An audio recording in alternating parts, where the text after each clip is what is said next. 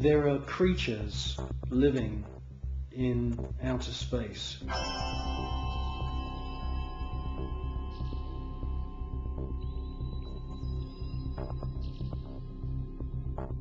And I'm the first one to realize how crazy that sounds. Scientists would immediately say, well, that's impossible. There's ultraviolet radiation in space. Without having a craft around you, you'll die. Well, all I can say is that these, I call them space serpents, they do exist.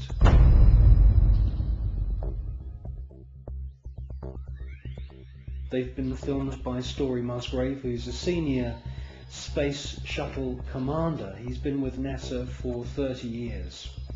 He's seen one of these space serpents on 2 occasions. He's filmed it on 1 occasion.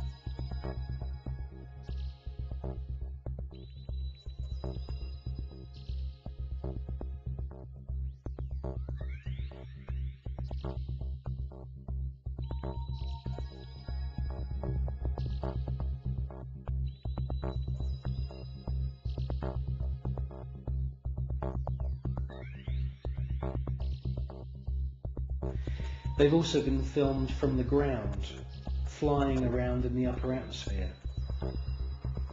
Now, quite frankly, we don't know anything about the life cycle of these creatures, but they do fit in with the descriptions of other kinds of critters, other strange looking creatures that astronauts from the very early days of NASA have reported.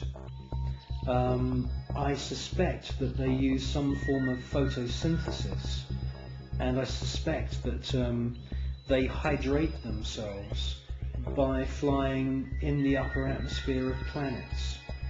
One important thing I must say though about these space serpents is that there are about 7 or 8 very, very important ancient sites, temple sites on planet Earth, most notably in Mexico. And these temples are dedicated to the memory of flying serpents. And this is what we see in this footage, is flying serpents. There also seems to be a very interesting relationship between the flying serpent and these small luminous spheres.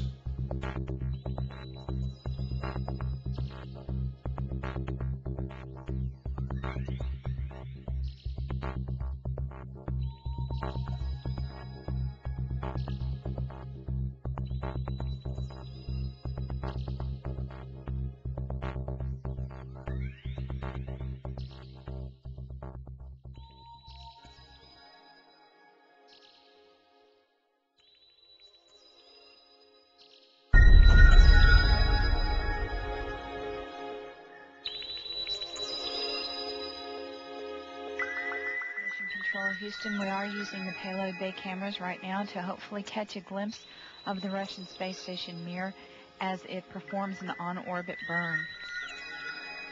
Though it will be difficult to pick Mir out from the stars as they pass behind us, the payload bay cameras are positioned such that they're looking straight back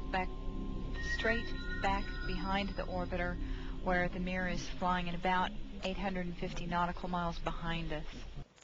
Well, obviously this is a massive faux pas that this piece of footage was accidentally broadcast.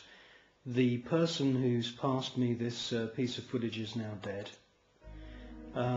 The footage that we see, mostly of UFOs, has been filmed with image intensifying equipment.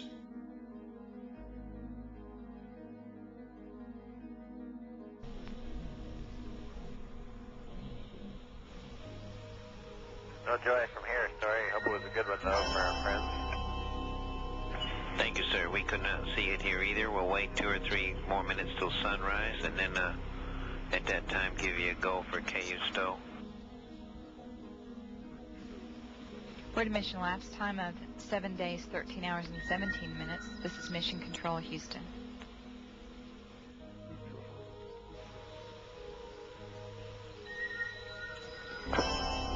The Mir space station is now visible on the far left-hand side of the screen, about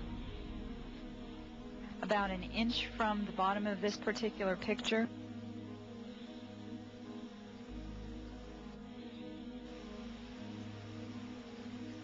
Okay, the Mir space station is the small flashing light in the center, about an inch from Camera Charlie on the left-hand side of the screen. It's slowly...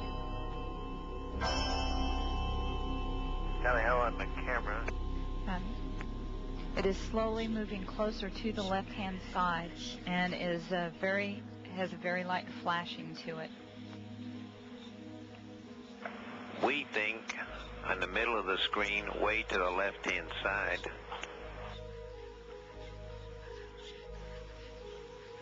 We think you can see a flashing light just a little bit to the left of the center of the screen, very faint.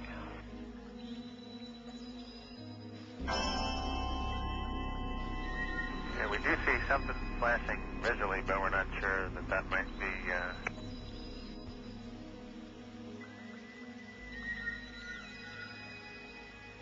This is Mission Control, Houston. Once again, we believe we were just able to spot the Mir spacecraft as it flies about 850 nautical miles behind us.